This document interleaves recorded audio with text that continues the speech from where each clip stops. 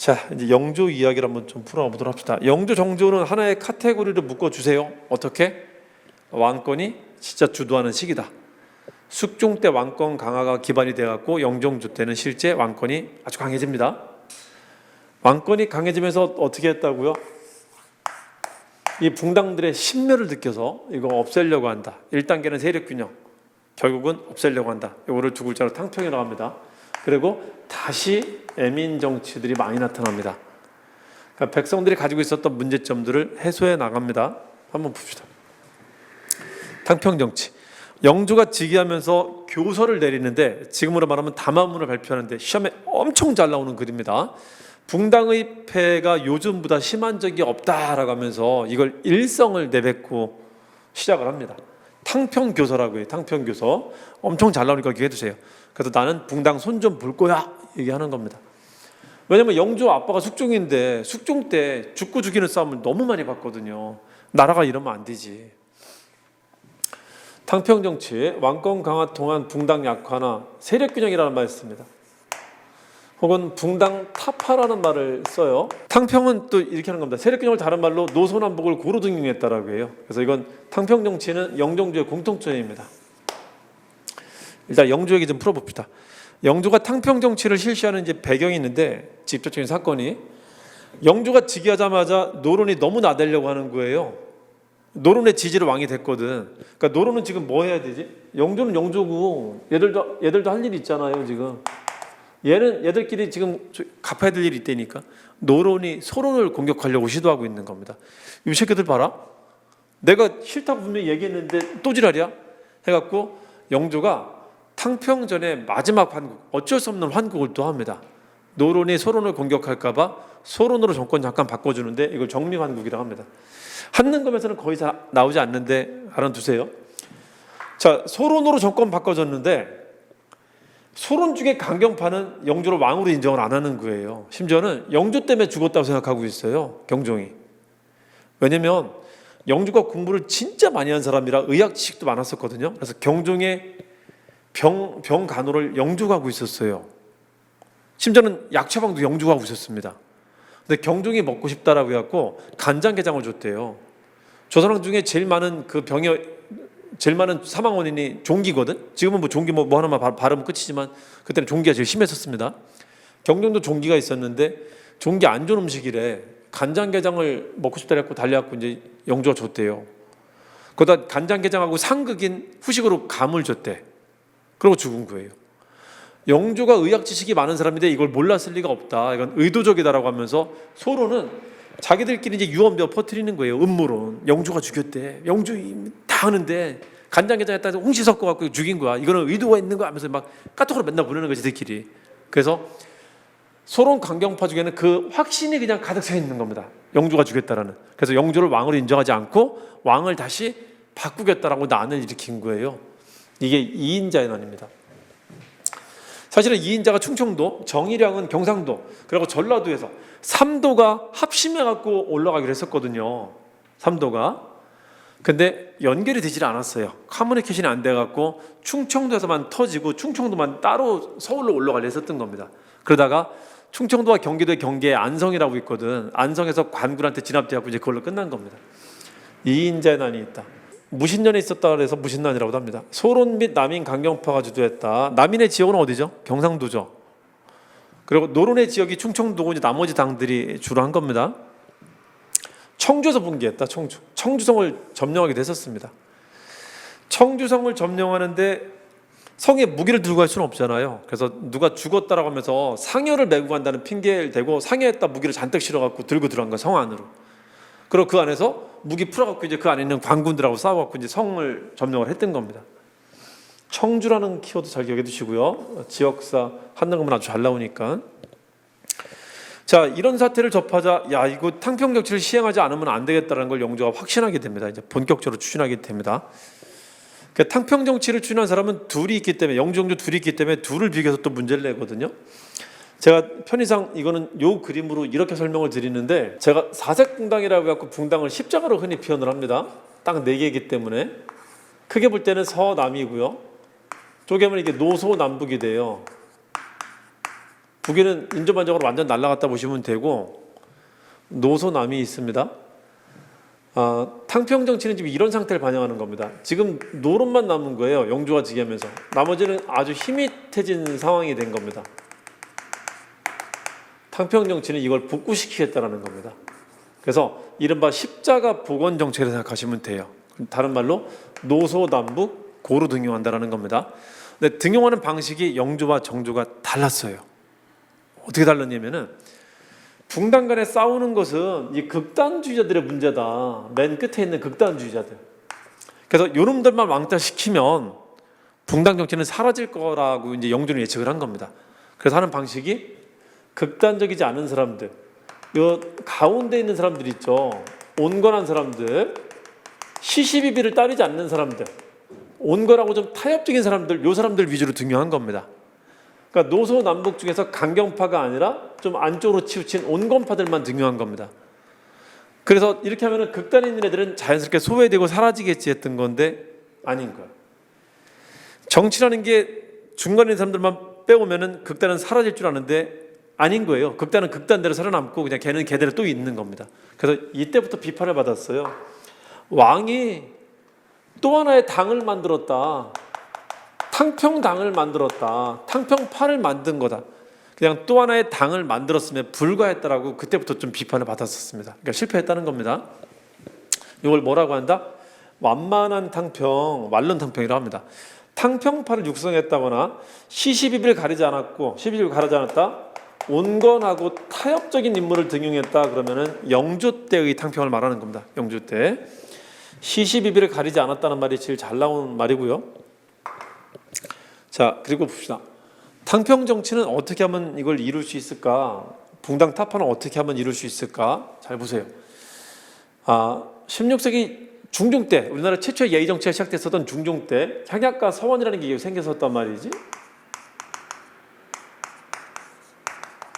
자, 이게 지방 살인들의 힘을 키워주는 가장 중요한 두 개의 도구 역할을 했었습니다. 근데 얘들이 중앙으로 올라올 때 이게 서원이 지역별로 다른 교육을 받다 보니까 올라온 애들이 여기서 또 몸뭉치고 싸웠던 게 이제 17세기 붕당이 됐던 겁니다. 16세기 지역이 활성화되면서 이쪽 사람들이 중앙에 올라와 싸운 게 이제 붕당이 된 건데, 그래서 붕당을 없애려면요 여기도 약화시키고 여기도 약화시켜야 돼. 얘들이 여기로 올라올 때 있죠. 여기에 이제 무슨 권한을 실어줬었냐면은 사람들이 올라와서 정착하기 좋으라고 애들한테 줬었던 권한이 뭐가 있었냐면은 언론권과 전람권이라는 게 있었어요. 훈구들은 장차가 아니고 쟤들은 5, 6푼밖에 안 되는 하위직이었기 때문에 주로 쪽수로 싸움을 했었던 겁니다. 집단으로. 그게 언론권이고요. 전하 아니 되옵니다 이런 거 있죠. 이게 여론입니다 이렇게 말을 했었단 말이죠. 요거 하나랑 인사권을 쟤들한테 줬다는 거지. 전람권이라고 해갖고 이걸 없앱니다. 언론기구를 없앨 수는 없으니까 언론기구는 무시하거나 되게 약화시키고요. 전람권은 원래 없었던 대로 그냥 혁파시켜버립니다. 여기 있죠. 뭘 약화시켜야 된다? 향약과 서원을 약화시켜야 된단 말이에요. 이게 누구 때? 영정조 때 나타난 정책이라고 생각하시면 됩니다. 자, 또 하나 붕당 정치가 활성화되니까요. 이 붕당을 이끄는 이 학교의 교장 선생님이 학교의 대표가 지역에 있으면서 얘들을 막 지휘하거든요. 그거 저기 갑칠해. 이번엔 정책 이런 거 내봐봐. 이번엔 저런 거 내봐. 우리 당은 이런 거 아니야. 야, 우리 당은 3년이야. 우리 당은 1년이야. 누가 주도하는 사람이 이 지방에 있다라는 거예요. 그 사람을 이른바 살림이라고 부르는데 얘 머리가 너무 커지니까 왕이 있잖아요. 얘를 불러들이면은 이 집단 전체를 내 뜻대로 끌고 갈 수가 있단 말이에요. 그래서 왕들이 얘들을 부르기 시작했었어요. 원래 관료가 되려면 과거를 거쳐야 되는데 이 사람들은 과거 거치지 않고 다이렉트로 그냥 올라올 수 있었던 겁니다. 당대표들은. 광해군 때 처음 살림이 진출했었고요. 인조반정 이후에는 살림이 본격적으로 진출하게 되는데 영정조 때는 이거를 무시합니다. 살림이라는 존재를 부정해요. 그래서 요거 기억하시면 됩니다. 중앙에 올라왔었던 언론권, 전람권, 살림의 지위를 부정했다. 그리고 지방의 향서를 약화시켰다 하시면 됩니다. 그걸 조금씩 나눠서 하면 돼요. 자, 이주전람권 폐지하고 3, 4 언론권 약화시켰다. 살림직을 허구화시켰다. 서원을 크게 정리합니다. 학교 앞에다가 비석을 세워놓는데 야 니네 싸우지 마고 친하게 지내. 성균관 대학교 앞에다 성균관 앞에다가 탕평비를 세워놓고요. 시험을 탕평과라는 시험을 봐요. 그리고 음식 하나 만든다 영조가. 그 사색붕당할 때 사색이 그 색깔로 또 표현되거든요. 흰색, 검은색 이렇게 표현되거든. 청백주현이라고 해갖고 각각 동서남북을 뜻하는 색입니다. 그래서 이 네 가지 색깔을 섞어서 만든 음식이 탕평채라는 건데, 니네 좀 섞여 살아 임마, 이 뜻으로 만든 거예요. 이거 엄청 잘 나옵니다. 잘 기억해 두세요. 영주식의 탕평, 영주 때 있었던 탕평 업적이다. 의인화 한 개 한번 봅시다. 왕이 주도하면서 왕의 권한은 커졌지만, 그럼 붕당의 의미가 상당히 옅어졌습니다. 약해졌습니다. 하지만 근본적인 해결이 된 건 아니었었어요. 왕이 힘을 가지고 잠시 억누르고 있는 것에 불과한 거지, 이게 없어진 건 아니란 말이야. 쉽게 없어질 적이 아니란 말이에요. 독버섯처럼 남아있단 말이지. 자, 그걸 잘 보여주는 게 영조 때도 이런 사건들이 계속 있었다는 거죠. 나주 개서 사건이라고 해갖고, 개서는 벽분 말합니다. 나주에 영조가 30년도 넘게 통치하고 있는데 이게 또 붙은 거예요. 그런데 간장게장은 또 붙은 겁니다. 그러니까 왕을, 지형을 죽인, 지형을 독살한 나쁜 놈이라고 묘사한 글이 또 붙은 겁니다. 영조가 막 답답해 뒤지려고 합니다. 본인이 직접 교설 내려갖고 말까지 해요. 아니라고 임마, 나 아니라고 하는데도 들을 생각이 없어요. 음모론에 박힌 사람들은 전혀 안 들린단 말이에요. 저게 영조가 30년 통치하고 난 뒤에도 탕평 정치하면서 소론들을 난을 일으켰음에도 불구하고, 소론을 다시 채용했음에도 불구하고, 그럼에도 불구하고 이런 글이 또 붙었단 말이에요. 그 나주 개서 사건의 진범을 잡고요, 이걸 축하한다고 나주에서 특별 시험을 봤어요. 특채를 봤는데 답안 이제 또 나온 거야. 그런데 간장게장은 이게 또 나온 겁니다. 미치겠는 거야 진짜. 막 영조 재임 내내 발목 잡았던 거예요, 저 음모론이. 자, 그 와중에 소론 세력과 친하게 지냈었던 사도세자가 죽어요. 이 개인의 병증도 있었지만은 정치적으로는 노론한테 밉보였던 게 있었단 말이에요. 그래서 한 나라의 왕자가 죽는, 한 나라의 세자가 죽는 믿지 못할 일이 벌어집니다. 붕당 정치의 극단적인 폐해를 되게 잘 보여주는 사례 같아요. 저게 실수했던 것 중에 하나가, 영조가 자신은 경종한테 해꾸잘 마음이 전혀 없었다는 것을 보여주려고 했죠.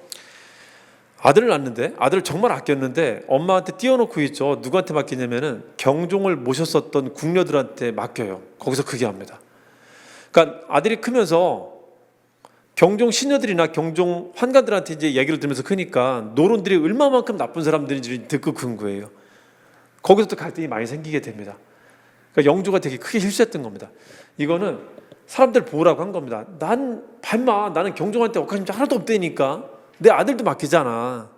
그 신하들한테 그걸 보여준다 했던 건데, 거기서 되게 틈이 많이 벌어지게 돼요.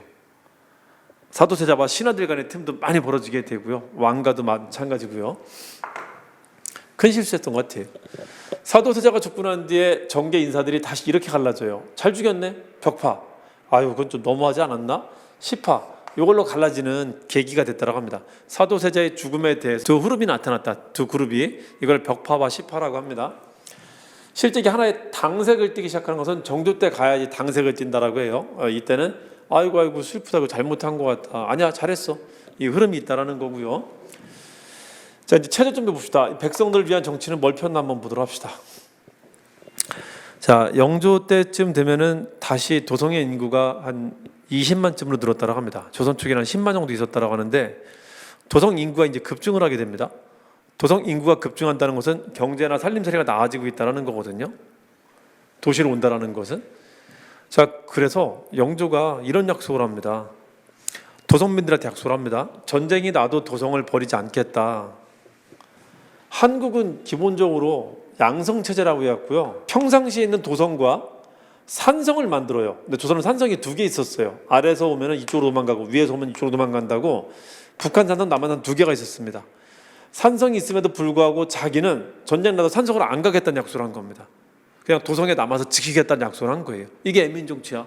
너희들을 지키겠다. 너희와 함께 하겠다라는 겁니다. 이런 표현들은 누구 때?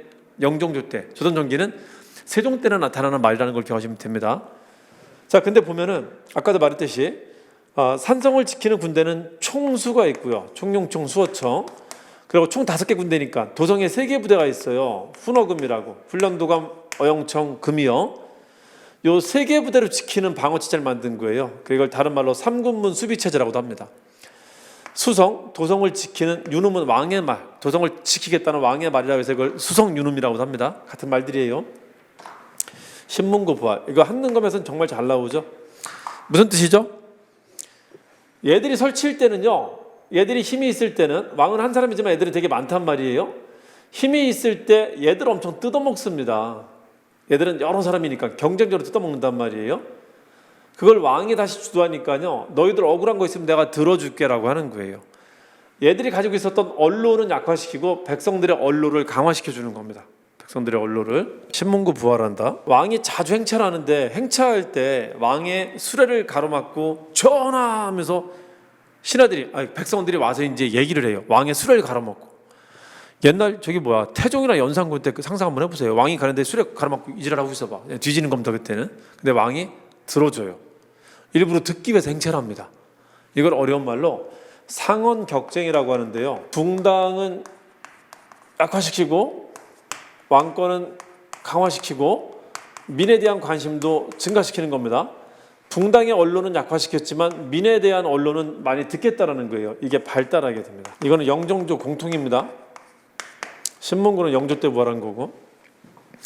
자, 그리고 이제 백성들의 문제점이나 억울한 게 뭐가 있는가 한번 보도록 합시다.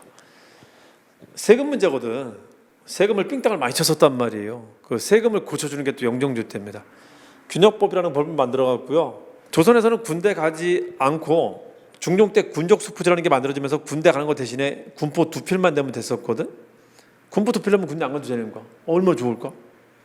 우리 지금도 만약에 돈 내고 군대 안 간다면 돈 내겠죠. 한 500만 원만 내면 안 와도 돼. 하겠죠. 뭐하러 2년 동안 썩습니까? 내 머리 다 굳어오는데. 근데 저게 문제가 있다? 지금이야 군대를 한 번 가고 말지만 저 때는 16세부터 60세까지 당번 쓰듯이 매번 가는 겁니다. 그러니까 매년 2필이에요. 매년. 이게 부담이 만만치 않은 거야. 제 기억이 좀 가물가물하긴 한데요, 여성이 낮에는 밭에 농사 짓고 와서 밤에 이제 이 길쌈을 하거든요. 배를 짜거든. 여성이 1년 내내 짜갖고 나올 수 있는 배가 3필인가 그래요. 근데 그 집안에 남편이 45살이야. 애들이 17세와 20세가 있어요. 그럼 어떻게 될까? 3명씩 내야 돼. 6필을 내야 돼. 그러니까 2필로 만들어주긴 했지만 이것도 부담이 너무 컸었단 말이지. 게다가 한 번 뜯어가는 게 아니야. 어제 도청에서 와서 걷어갔는데 이번엔 여기 도에 있는 사단에서 또 걷어가는 겁니다. 심지어 군청에서 또 걷어가는 거. 2중 3중으로 걷어가는 겁니다. 문제점이 많이 발생하자 이게 17세기 18세기 때는 가장 큰 부담이었었거든요. 그걸 고쳐준 겁니다. 영조가. 그래서 군포를 한 필로 감소시켜줍니다. 그리고 부족한 것은 반으로 주셨으니까 지주들한테 결작이라고 해갖고요, 야 니네가 좀만 더 내 임마. 지주들한테 1개월당 2두씩 내게 하고요, 결작이라고 해갖고. 또 양반들이 군대 빠지기 시작하니까는 돈 좀 깨나 있는 상민들도 군대를 빠졌거든요. 양반들한테 부과는 못하고요, 그 군대 빠지고 있는 상민들 그놈들만 색출해갖고 걔들한테 선무군관이라는 직함을 줄 테니까 한 필씩 내라라고 해서 포를 받습니다. 걔들한테 또 선무군관포라고 해요. 왕실이 거두고 있었던 그 바닷가 주변에서 발생하는 세입도, 수입원도 양보하라고 해갖고 이걸 이제 군역 세입으로 충당을 시킵니다. 그걸 어염선세라고 하는데 물고기세, 염, 소금세, 선세, 항해세 같은 거를 이 군포 부족분으로 이제 채워넣습니다. 영조 때 일입니다. 아주 잘 나옵니다. 종모법은 신분을 좀 완화시켜준 거예요. 자, 조선시대도 일천즉천이었었어요. 엄마 아빠 중에 노비피 하나 섞여 있으면 자식은 무조건 노비입니다. 그걸 좀 완화시켜준 겁니다. 엄마가 양인이면 양인으로 인정해줄게 라고 한 거예요. 그래서 애민 정치가 다시 나타나고 있다. 삼심제가 형률에 있어서는 가장 애민을 상징하는, 유교정치를 상징하는 대표적인 겁니다. 사람 죽일 때는 3번 검사하고 죽이라는 게. 그래서 유교정치 제대로 피는 왕 때 흔히 나타납니다. 조선은 세종 때 나타났고 조선 후기 때는 영조 때 나타난단 말이지. 그러니까 세종과 성종이 만들었었던 체제를 다시 정비하고 있는 겁니다. 다시. 그리고 가혹한 형벌을 못하게 해요. 고문, 연자제 같은 거를 금지시킵니다. 그래서 백성들을 사랑하는 정치를 피우고 있다는 걸 잘 기억해 두세요. 자, 그리고 청계천을 준설하는데 청계천이 일종의 도시 하수구 역할을 했었습니다. 경복궁에. 그래서 경복궁에서 쓰이고 있는 것들이 여기를 통해서 이제 한강으로 흘러나가는데 청계천 주변에 사는 사람들, 특히 도시의 인구가 모여들면서 판잡지 짓고 사는 사람들이 많았었어요. 그 사람들이 청계천 주변에 살면서 청계천의 쓰레기터가 되는 겁니다. 거기다가 산에서 내려오는 토사가 쌓이면은 물이 또 이게 막혀요. 고입니다. 이게 문제가 될 수 있는 거예요. 이 청계천에 쓰레기가 쌓여 있는데 또 토사 때문에 이게 물이 흐름이 원활하지 않아서 막혀 있다, 고여 있단 말이에요. 여기서 콜레라 같은 병균이라도 생기면은 이게 삽시간에 도적으로 번진단 말이죠. 그래서 숙종 때부터 이거 한번 치워야 되는데 생각하고 있었는데 못하고 있었단 말이야. 영주가 합니다. 자, 영주가 하는데 청계천 준수 사업을 합니다. 큰 역사를 한 겁니다. 하는데 야, 이것도 애민이야. 사람들을 불러다 쓸 때는 여태까지는 강제노동이었었단 말이에요. 부역노동이라고 해갖고 이거는 돈 주고 시킵니다. 임노동으로 시켜요. 그래서 도시에 사람들이 막 엄청 늘어났는데 이 사람들을 일시적이나마 취업시키는 역할을 합니다. 먹고 살 수 있게. 그래서 실업부재 역할도 했었다는 겁니다. 철저한 보상과 임노동을 했다. 그래서 실업부재 역할도 했었다는 걸 기억해 두세요. 일종의 뉴딜 정책을 했다는 걸 기억하시면 됩니다. 영조 때. 자, 이것도 백성 생각해서 한 것이다. 자, 그리고요. 조선 전기 세종과 성종 때 만들었었던 문물 제도가 이때 재정비가 됩니다. 그래서 이거를 문예부흥식이라고도 해요. 문예부흥. 여러분 조선의 책 중에 대표적인 거 세 가지 있다 했었죠. 뭐 있었죠? 역지법이라 했었죠. 역사, 지도, 지리지, 법전이 있죠. 이거 다시 업데이트가 됩니다. 경국대전이 있는데 경국대전은 너무 오래된 법이라 현실을 못 따라갑니다. 그래서 속편을 만들어요. 이걸 속대전이라고 합니다. 그리고 법전 만들 때 광의의 법을 예라고 합니다. 법전 만들 때는 예서도 같이 편찬해요. 경국대전 만들 때 국조 오레이 만들었었단 말이에요. 이거는 속편 오레이라는 걸 만듭니다. 같이 만들어요. 물론 이거 위주로 잘 나옵니다. 자, 병장소를 만드는데 속편도 만듭니다. 속편. 자, 그리고 지도 다시 만듭니다. 동국여 지도, 해동 지도. 그리고 성종 때 만들었었던 동국여지승남, 이게 중종 때 한번 증부판이 나오거든요. 신증 동국여지승남이 나오는데 그걸 다시 지리지라고 하는데 지리지는 일종의 지역사를 적는 겁니다. 그 지역의 유명한 인물, 지역의 산천, 뭐 잘 나오는 특산물 이런 것들 온갖 정보를 다 적어놓은 거예요. 지역에 대한 정보를. 그게 또 시간이 많이 바뀌었잖아요.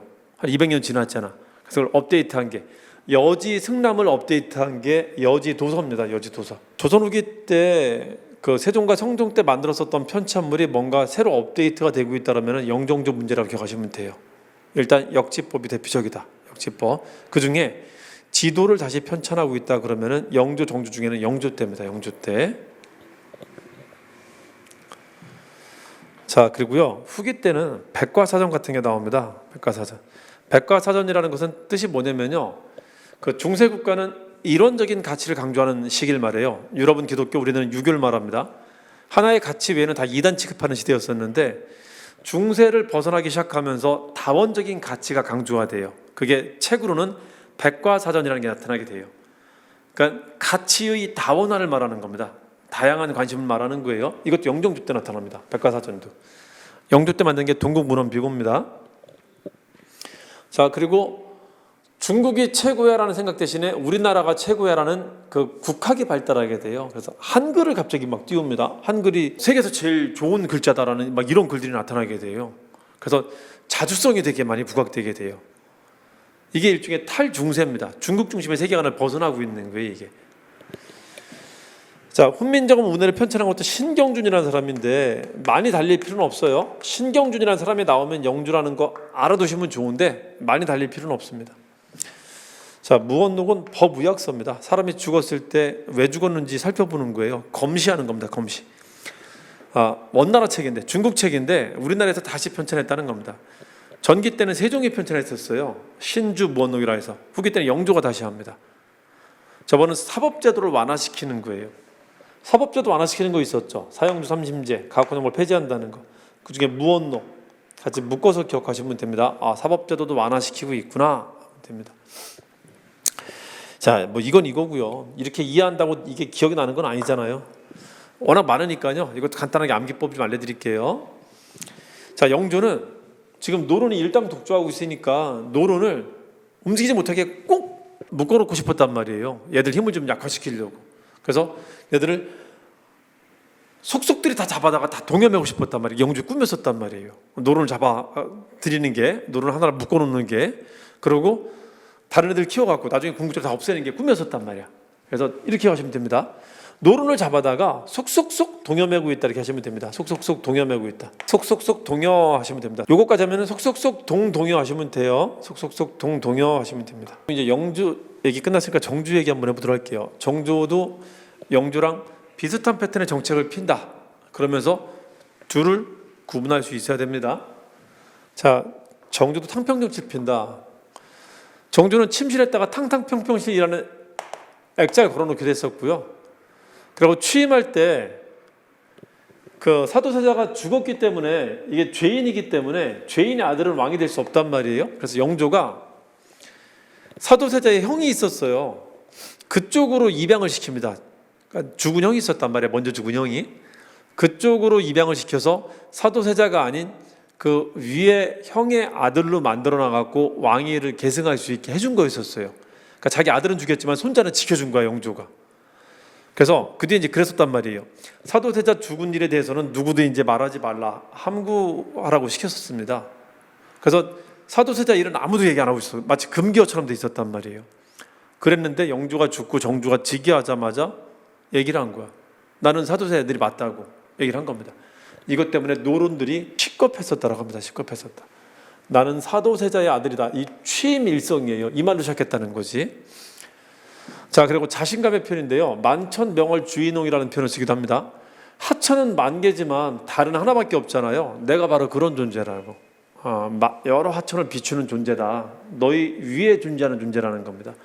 정조의 자부심의 표현입니다. 정조 때 탕평을 줄론탕평이라고 합니다. 이거는 엄준한 탕평이라고 해요. 영조는 동글동글 들어가잖아요. 정조는 지읒 들어가고 줄론, 여기는 완론, 저기는 완만한 탕평이고 이건 엄준한 탕평인데 이겁니다. 영조는 온건파를 모으기 시작했다면요, 이거는 실패했다는 겁니다. 그래서 정조는 그렇게 안 하는 겁니다. 어디에 있어도 상관없으니 지금 정치에 옳고 그름을 명확하게 말할 수 있는 사람, 즉 전사를 키우겠다는 겁니다. 내가 붕당 정치랑 싸울 건데 붕당 정치가 하는 폐해를 직접적으로 말할 수 있는 사람, 옳은지 그른지 명확하게 말할 수 있는 전사들을 모으는 겁니다. 저 사람은 내 옆으로 오라라고 해갖고 오히려 시시비비를 따질 수 있는 사람들 등용했다라는 거예요. 시시비비를 분명히 가린 사람들 등용했다. 그래서 적극적인 탕평이다. 저기는 시시비비를 가리지 않고 그냥 온건한 사람 등용했다. 여기는 시시비비 가린 사람 등용했다. 아주 잘 나오는 말이에요. 자, 그래서 자기 사람을 만들어야 되는데 자기 사람을 만들려고 궁궐에 했다가 여기다가 학문연구기구를 만듭니다. 학문연구기구를, 요거를 규장각이라고 해요. 규장각. 규장이라는 게 왕의 글을 규장이라고 해요. 그래서 역대 왕들의 글들을 모은다는 핑계로 일종의 도서관을 만들어 둔 건데, 도서관만 있는 게 아니라 도서관을 관리하는 그 학문 연구하는 신하들도 있거든요. 이 사람들 자기 편으로 친위 세력으로 만들려고 한 겁니다. 규장각. 규장 자체가 왕의 글 그런 뜻이에요. 거기서 초계무신제라는데요. 여기 정부 부처가 있잖아요. 정부 부처 40대 이하 사람들을 불러다가 여기서 교육을 시킵니다. 그래서 현직자들도 자기 편으로 만드는 거예요. 이걸 초계무신제라고 합니다. 그래서 자기 편을 대거 육성하게 된다. 자기의 뜻을 따를 수 있는 사람들. 그 중에 남인시파들을 대거 등용을 합니다. 그래서 정조 때 남인들이 다시 융성하게 돼요. 숙종 때 남인들이 완전 몰락했었는데 정조를 기반으로 다시 살아나게 됩니다. 이랬던 남인이 다시 죽거든요. 결국은 노릇만 남게 되거든요. 남인이 첫 번째 죽은 것은 환국정치 때문에 죽었고요. 두 번째 죽은 건 뭐 때문에 죽는 줄 아세요? 남인들이 믿어서는 안 되는 걸 믿었단 말이야. 뭐를? 천주교를 믿었습니다. 그래서 서학이라는 걸 믿었는데 서학 탄압을 그 박해라고 합니다. 그 박해 사건으로 결국 다시 무너지게 돼요. 남인이 두 번 죽는다. 한 번은 환구, 두 번째는 박해 때문에 죽습니다. 자, 봅시다. 탕평정치 피려면 여기도 건드려야 돼. 여기도 서원을 조진 건 영주였었다면, 서원을 조진 건 향약을 수령한테 넘겨요. 향약은 일종의 규범입니다. 규범. 향촌 규약이라는 건데 사족들이 정할 수 있는 지역 관습법 같은 역할을 해요. 그래서 성문법인 국가의 법이 있어도요, 여러 지역에 자기 지역마다 관습법을 지들이 만드는 거야. 근데 지역에서는 제가 더 왔다야. 저거 안 들으면은 사족들이 잡아다 패거든 그냥. 저 때는 당시에 지역이 공동체로 발달해 있었기 때문에 공동체 규범을 어기는 자들은 그 지역에 살 수가 없었단 말이에요. 그래서 그 향약을 수령이 주관하게 합니다. 사독들이 관습법을 제정하는 힘을 뺏어간 겁니다. 이건 정조 때입니다.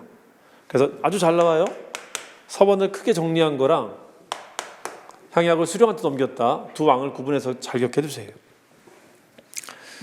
자, 정조 때 주요 사건 몇 개만 좀 보도록 할게요. 탕평정치 얘기한 거고 이때 사건들. 하나가 신해박해가 있다. 자, 문체반조 운동이 있다. 이 두 개를 잘 기억해 두세요. 신해박해는 뭐냐면 박해라는 단어 들으면 천주교 사건이라는 겁니다. 천주교를 누가 믿었다고요? 남인이. 노론이 남인을 잡으려고 공격했던 건데 지금 남인은 누구 오른팔이죠? 왕의 오른팔이죠. 정조 때는 이 박해를 키우질 않아요. 그래서 온건하게 대처합니다. 큰 피해가 없었어요. 왜죠? 남인과 연결되어 있었기 때문에 이걸 키울 수가 없었단 말이에요. 그러니까 정조 때 우리나라 역사상 최초의 천주교 박해가 나타나지만 이때는 큰 박해, 작은 박해, 작은 박해였었다는 겁니다. 크지 않았다. 언제 큰 박해가 나타나게? 정조가 죽자마자 난민들을 다 쓸어내려고 엄청 큰 박해가 발생합니다. 그거는 신유박해라고 해요. 신유박해. 순조 때 두 개 구분 좀 해주세요. 요거는 이게 발달이 됐었어요. 천주교를 믿으면서 천주교 교구가 중국에만 있었어요. 북경에만. 우리나라는 교구가 없었거든. 우리나라는 자체적으로 믿고 있었어요. 신부님들이 와갖고 교구를 만들어 놓은 게 아니었단 말이에요. 그냥 우리 스스로 믿고 있었단 말이에요. 북경 교구 신부님들을 만나갖고 우리는 어찌하면 좋습니까? 물어보니까는 신부 보내줄 테니까 너네끼리 뭐 신부 이렇게 세우고 뭐 그런 거 하면 안 돼. 얘기하면서 다만 너네들이 혼자 신앙생활하면서 너네들이 지킬 수 있는 게 하나가 있다. 지켜야 될 게 하나가 있다. 하면서 말한 게 뭐냐면요. 제사 드리지 마라. 다른 신을 섬기지 마라. 제사 금지령을 내려요.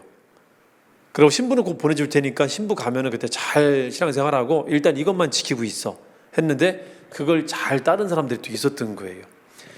신앙 제사 금지령을 내리면서 이걸 계기로 있잖아요. 갈등하게 돼. 초반에는 천주교를 믿었던 사람이 남인들, 양반들도 많았었단 말이에요. 양반들 외에는 주로 여자들이 믿었었습니다. 아니면 중인들이 믿었었어요. 조금 힘이 없는 사람들. 천주교가 내세운 게 모든 사람 평등하다는 평등사상을 내세웠었거든요. 그러니까는 좀 열세에 있었던 사람들이 여기에 많이 빠졌었단 말이에요. 근데 초반에는 이게 남인들, 양반들도 믿었었는데 제사 금지령을 내리니까 양반들은 고민하기 시작을 합니다.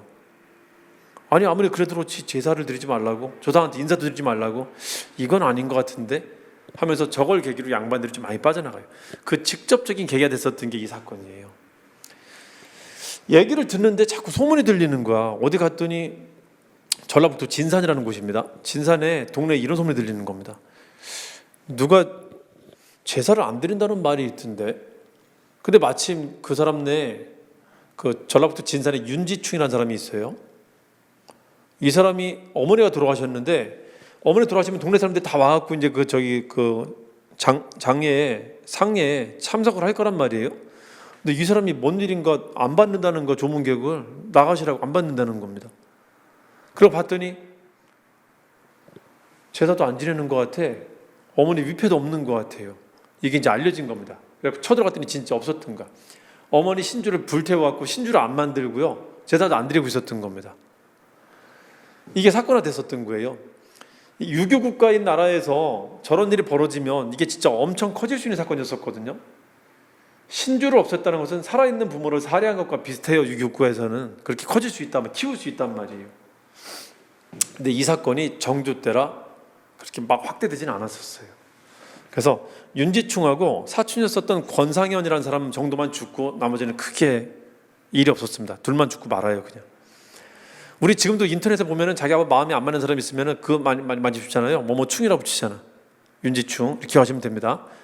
이 당시는 그냥 서학쟁이라고 했었겠지. 그러다 죽은 사람입니다. 이걸 계기로 양반들에 대해서 약간 이게 천주교에 대한 생각이 조금씩 달라지는 사람들이 많이 나타나게 돼요. 저걸 계기로. 자, 첫 박해입니다. 윤지충, 충이라는 사람이 신주 소각했다가 죽었다. 진산에 있어서 진산 사건이라고도 합니다. 이건 정치를 해석할 때는 노론이 남인을 공격한 사건이라고 합니다. 그리고 왕은 이런 말 합니다. 야, 천주교가 퍼지는 거는 니네도 책임이 있어 임마. 니네들이 성략을 똑바로 안 하니까 저런 사이비가 설치는 거 아니야. 니네가 공부를 똑바로 했어 봐. 이럴 리가 있나. 니네 탓도 있어. 더 이상 얘기하지 마. 니네 잘못도 있으니까. 정학이 바로 서면 사학은 저절로 소멸할 것이다. 이런 입장을 내세워갖고 너희도 책임이 있어 이런 말 합니다. 근데 실제 이거는 정조가 노론을 막으려고 했기도 했고요. 정조 자신이 그런 생각이 있었어요. 뭐 저런 게 힘이 있겠어? 금방 몇 번 설치다가 사라지겠지. 성리학 공부 열심히 하면 저건 저절로 없어질 거야 라는 믿음이 있었던 것 같아요. 정조한테는. 그래서 크게 생각하지 않았었어요. 그냥 아유 적당히 하면 없어지겠지 이렇게 생각했었단 말이에요. 자, 영남만에서는 참고해 두세요. 정조가 남인들을 다시 키웠기 때문에 남인의 지역은 경상도란 말이에요.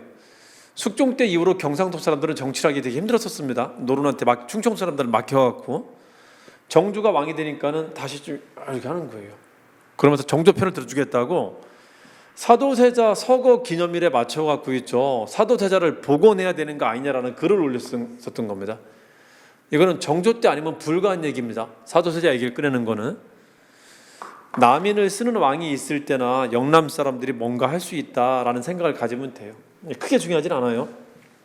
이것도 크게 중요하진 않는데 이거는 이제 사람들한테 좀 이슈가 되는 거라 그래요. 오회 연교라는 게 뭐냐면은 오는 5월, 회는 금음달을 말해요. 5월 금음, 5월 마지막 날에 연은 경연을 말합니다. 경연에서 왕이 교시를 내렸다는 겁니다. 그게 5월 금음달 경연에서 교시라는 건데 이게 1800년이야. 이거 직후에 죽거든요. 저 때 왕이 했었던 말이 뭐냐면요. 여러 가지 해석이 있는데 옛날에는 이렇게 해석을 했었어요. 저 때 왕이 남인을 중용하겠다라는 말을 이제 했었다는 겁니다. 그러니까 남인들을 관료로 채용하는 거 말고 중책을 맡기겠다라는 말을 저 때 했었다는 거예요. 그래서 노론이 저걸 계기로 왕을 시해한 게 아니냐. 정조 독살설이 나오는 계기가 됐었던 것 중에 하나가 이제 요거였었어요. 요거 참고만 해주세요. 자, 됐습니다. 그리고 정조 때도 체제 정비를 하는데요. 규장각은 문신, 장영영은 무신입니다. 이게 친위 세력을 육성하는 거예요. 아주 잘 나오죠. 자, 규장각에 검사관이라는 관직을 두는데 이게 노소남북 어디에도 참여하지 않는 사람이 있다라는 거지. 그러니까 붕당에 끼지 않는 사람들, 여기 끼지 못하는 사람들, 이거 다 문신들이죠. 서얼들은 못 끼고 있었거든.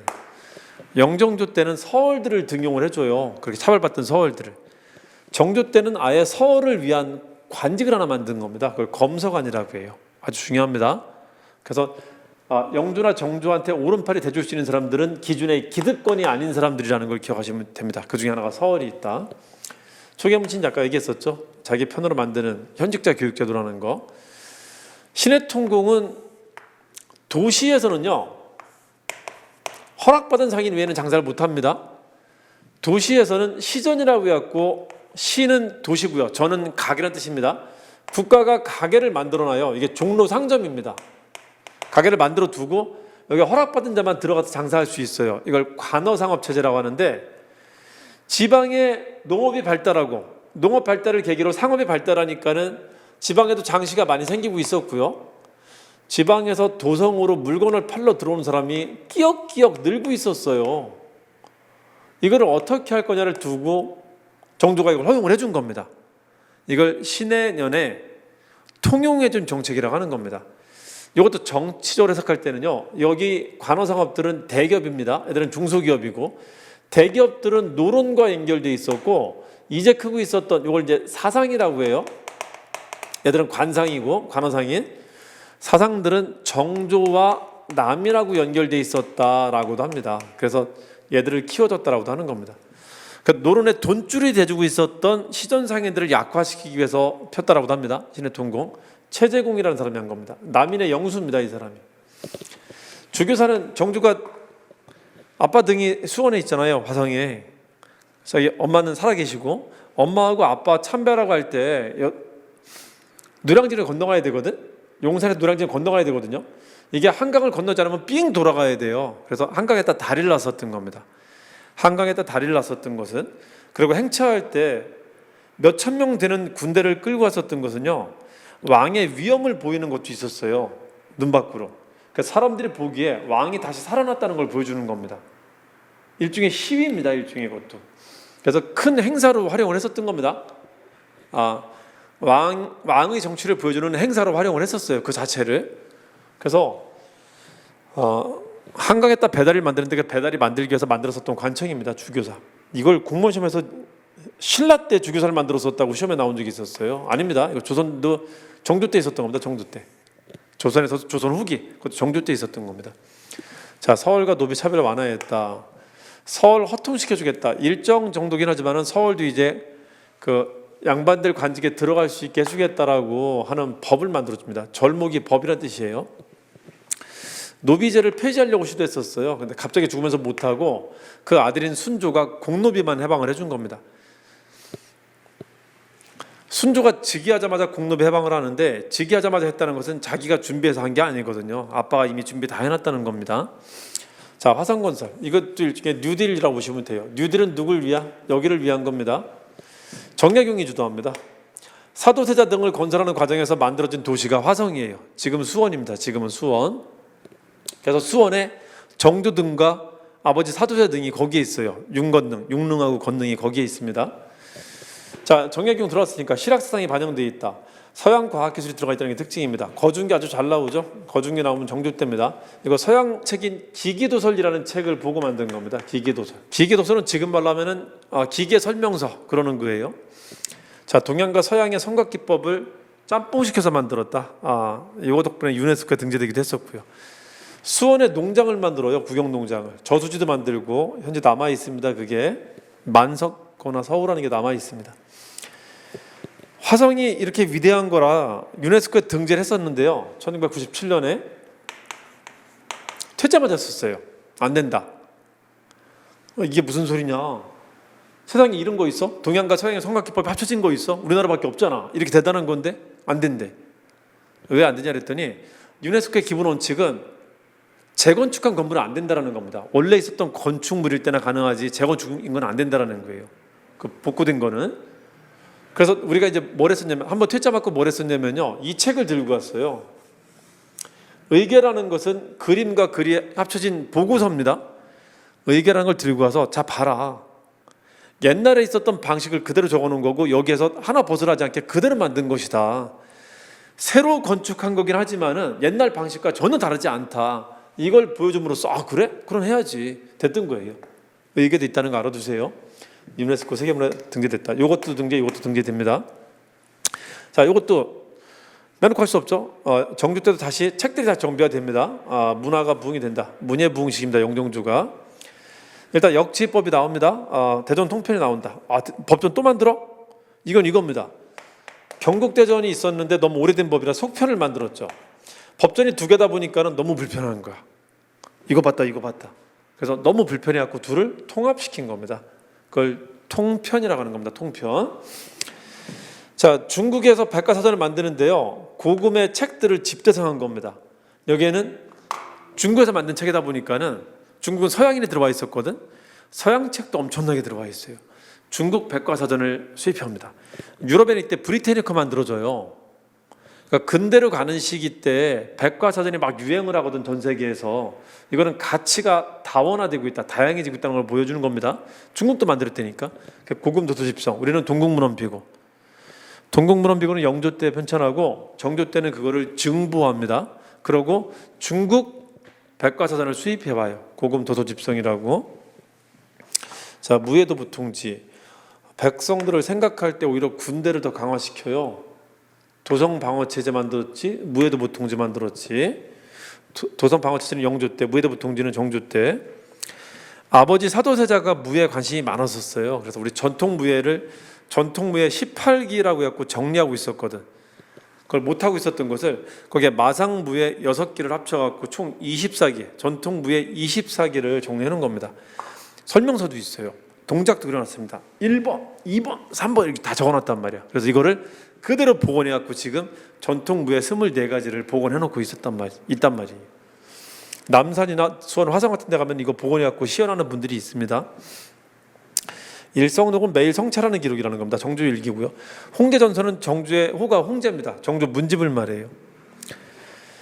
요거는요, 각 관서가 해야 될 일들을 그 정리한 책들을 많이 만들어요. 정조 때. 각 관서별 책들을 많이 만드는데 그 중에 이거는 형률에 관한 겁니다. 백성들을 생각할 때는 형벌을 강화시킬까 완화시킬까요? 완화시킵니다. 이걸 어려운 말로 완형주의라고도 하는데, 완영주의가 나타났었던 게 영주하고 정조 때입니다. 저기는 사형수 삼심제, 고문 같은 거 하지 말아 그랬다면 여기는 책을 하고 있다는 거예요. 추간지, 심리록, 금률전칙 같은 책을 합니다. 이 추라는 게 형조를 뜻하는 거예요. 천지, 추나 추동이라는 게 있어요. 그게 이호, 예병, 형공에 대칭되는 이름입니다. 그 이호, 예병, 형공이죠. 천지, 추나 추동이죠. 같은 관서. 형주의 별칭입니다. 추조라는 게. 자, 동문이고는 외교관계 정리한 거고, 존주의 표는 대명의리. 존화주의를 다시 한번 정리한 겁니다. 존화주의를. 명날에 대한 존화주의를. 그래서 서호수라는 사람이 농서를 쓰는데 이건 실학적 농서입니다. 해동농서라고. 이의봉이라는 사람이 고금성림이라는 책을 쓰는데 일종의 어휘집이에요. 자, 이 중에 시험 잘 나오는 것만 체크 한번 해드려볼게요. 대추하고요. 대추하고 고무. 대추하고 고무. 심고. 심흠. 대추 고무 심고 휘휘 했다면 됩니다. 참새라도 날라올까? 비둘기 날라올까? 휘휘 했다면 됩니다. 대추 고무 심고 휘휘 했다면 됩니다. 저기는 쑥쑥쑥 동동여매. 쑥쑥 동동여매. 자, 그 정도 기억 좀 해두시고요.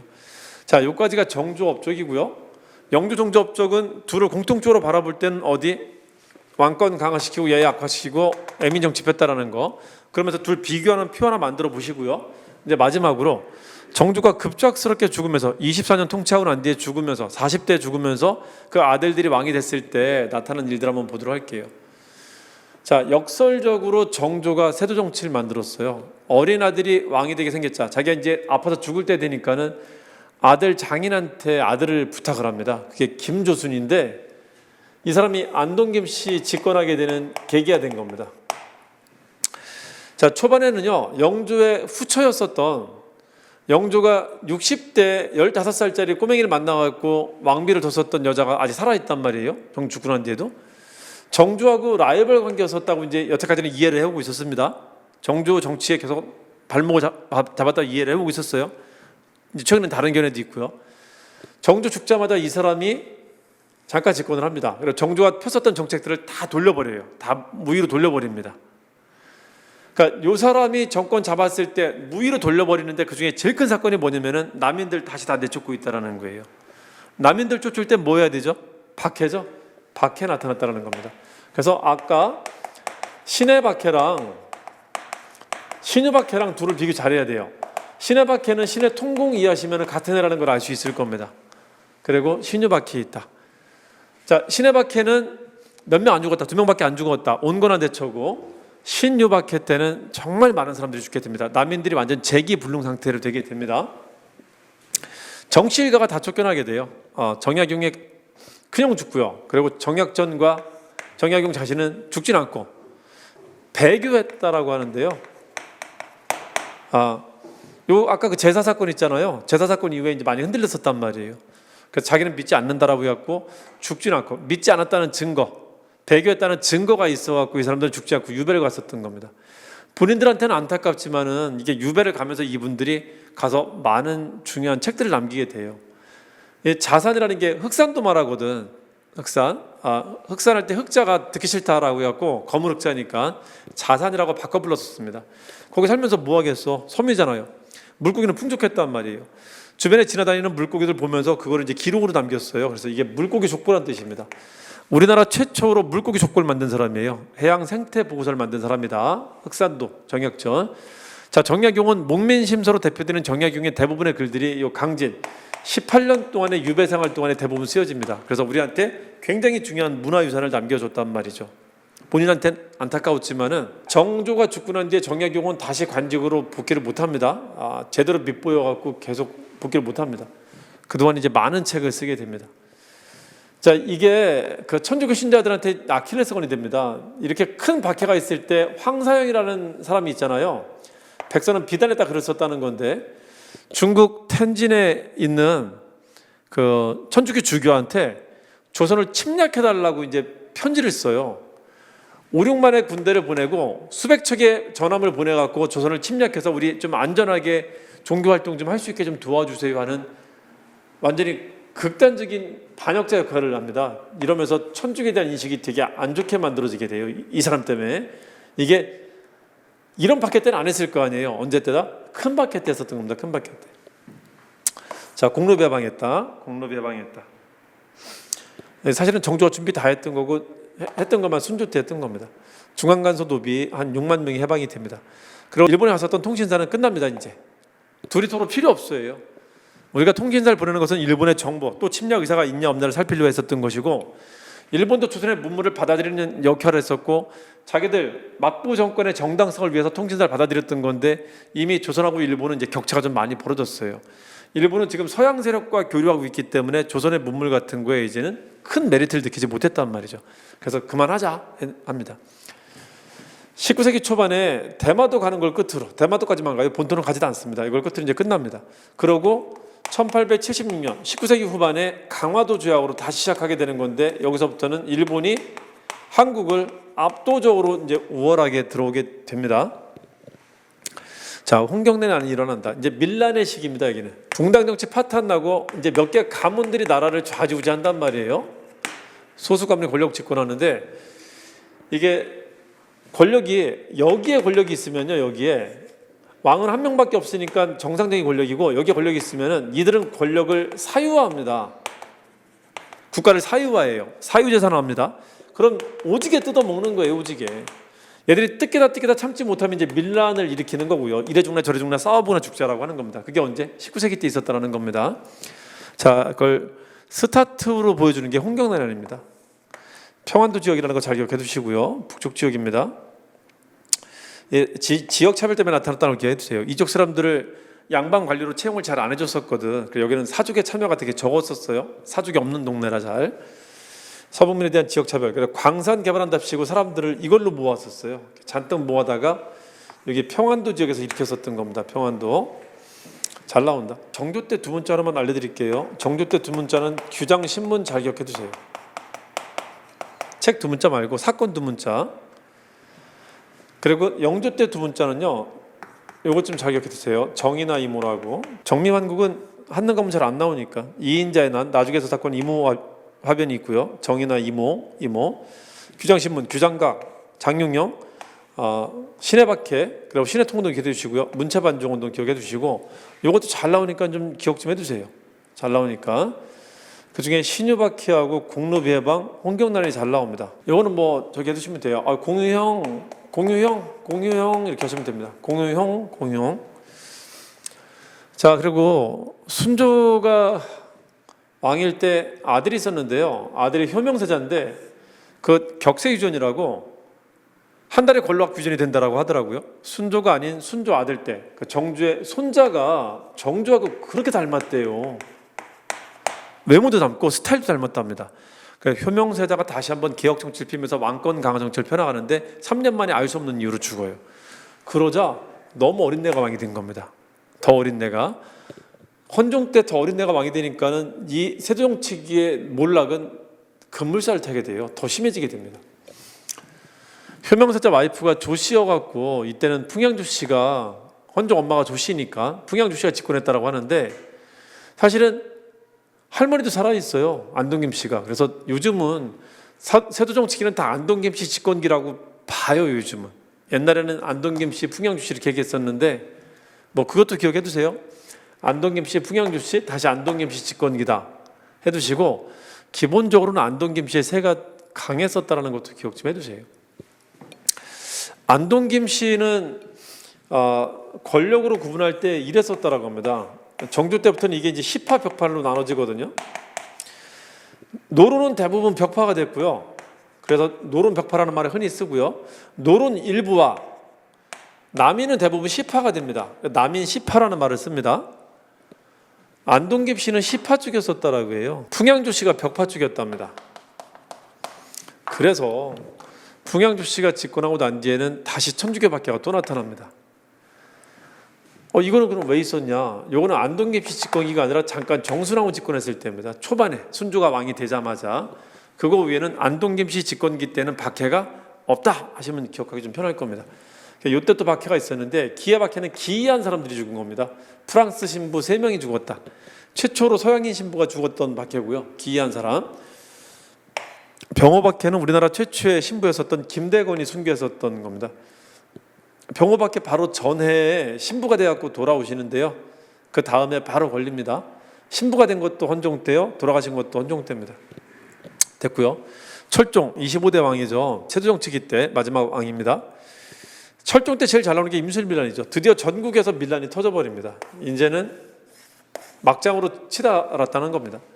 경상도 단성에서 시작해갖고 진주에서 가장 큰 밀란이 나타납니다. 진주 성을 점령할 정도였으니까 이거를 진주밀란이라고 하는데, 임술밀란은 임술년에 있었던 밀란을 통칭하는 말이고요.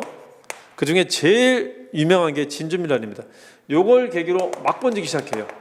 충청, 경상, 전라 요 삼남지방이 제일 많았었고 이 북쪽까지 나타납니다. 이걸 계기로 전국으로 번지게 된다. 전국적 밀란이다. 진주밀란 아주 잘 나오고요. 백낙신이라는 사람이 키워둡니다. 병사 백낙신이 하도 뜯어대니까 에라 이래 죽나 저래 죽나 한번 해보고 죽자고 나선 겁니다. 그때 밀란세력을 이끈 사람이 유계춘이라는 사람이었어요. 유계춘. 요걸 키워들어 보시면 됩니다. 백낙신이 자기가 일종의 사단장인데 자기가 나가서 한마디 하면 금방 무서워서 도망갈 줄 알았다는 거예요. 그래서 진주 시장에 나가서 사람들한테 이제 호통을 쳤답니다. 빨리 안 가! 그랬더니 오히려 이 사람 겁도 없이 있잖아요. 백낙신을 삥 둘러싸고 뭔데 위협하고 있었대. 그 상황이 아니라는 거예요.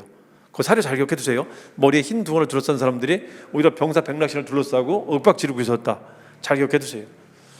이걸 보고 나서 그 백낙신의 신하가 깜짝 놀래갖고 이게 그 소소한 애들의 그 반란이 아니다, 이거는 진짜 위험하다 해갖고 빨리 나오시라고 빼규 불렀다라고 합니다. 나오시라고 빼규 했다랍니다. 자, 빼규, 백낙신, 유계춘 여기 키워드입니다. 백낙신이 키워드로 제일 많이 나올 겁니다. 백낙신. 박규수를 안핵사로 파견합니다. 그러니까 조사하는 사람으로 보내요. 살피란 자입니다. 살펴보라 보내는데 문제가 세금 문제 때문에 그렇습니다. 조선후기의 세금을 삼정이라고 하거든요. 그래서 삼정 이정청을 설치하자라고 합니다. 요거는 우리나라에서 요때만 설치됐던 겁니다. 1862년에만. 다른 시기로 되게 잘 내요. 뭐 신라, 고려, 별지를 다 하는데 1862년 세종정치기 때만 있었던 겁니다. 박규수의 건의로 설치한 겁니다. 근데 큰 실효성 없이 금방 폐지돼요. 그러니까 고칠 의사가 없다라는 겁니다. 요거 박규수까지 교하시려면은 그 규수 뭐 하는 거야? 위험해, 빨리 나와 빨리. 규수 빼규 규수 빼규 잘 기억해 두세요. 요 세 사람을 기억해 두시면 됩니다. 요건 너무 잘 나오는 거고 너무. 자, 그리고 철종 때 동학이 처음 창조됐다는 것도 좀 알아두세요. 경주에서. 정작 경주에서 창조되는데 발달한 건 충청도하고 전라도에서 나중에 큰 역할들을 합니다. 시천주나 인내천이라고 하는데요. 천주교도 평등사상이지만은 동학도 평등사상이에요. 동학과 서학이 있죠. 이게 나중에 천주님을 모시는 천주교가 되고, 이건 나중에 천도교가 되거든. 천도교가. 둘의 공통점, 둘이 사람들한테 사랑을 받을 수 있었던 가장 중요한 점은 둘 다 평등사상을 강조했다는 건데, 제가 보기에는 이게 압도적으로 더 평등사상을 강조합니다.